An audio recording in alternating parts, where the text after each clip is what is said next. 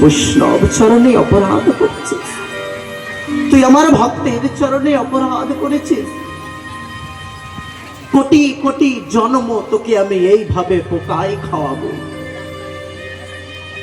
তুই জানিস না বৈষ্ণব অপরাধ কত বড় অপরাধ।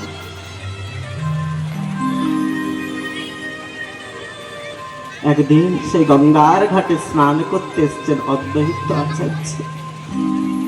চাপাল তাকে দর্শন করে অদ্বৈত আচার্যের গিয়ে চরণে ধরেছে। আচার্য প্রবর,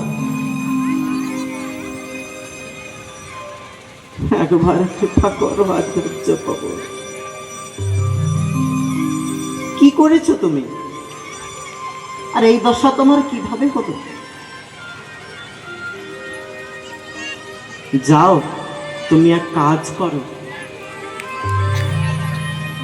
পাবনী গঙ্গা আমার পাপীকে দর্শন করে দূরে চলে গেল। গঙ্গাও তাকে দর্শন করে দূরে সরে গেল।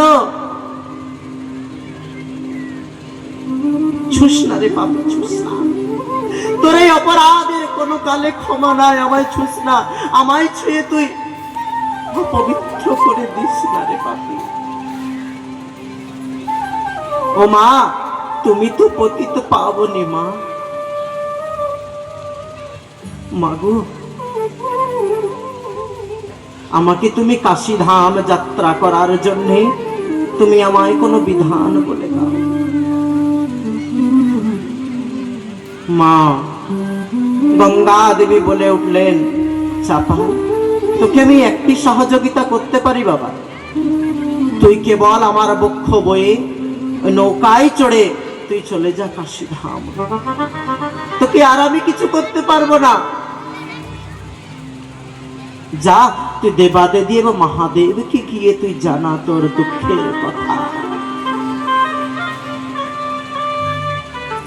আজ নৌকায় করে চাপাল ঠাকুর যেতে লাগলেন বাবা কাশীধাম। কাশীধামে যাওয়ার পূর্বেই, কাশী প্রবেশ করার পূর্বেই ভোলানাথ দৈববাণী করলেন সে কাশীর আকাশে, ওরে পাপী, তুই আমার এই সোনার কাশী যেন পরশ করিস না। আমার সোনার কাশী যদি তুই পরশ করিস, এই মুহূর্তে আমি কাশীকে ধরাশায়ী করে দেব। চলে যা রে পাষণ্ড, যার চরণে অপরাধ করেছিস তুই তার কাছে ফিরে যা।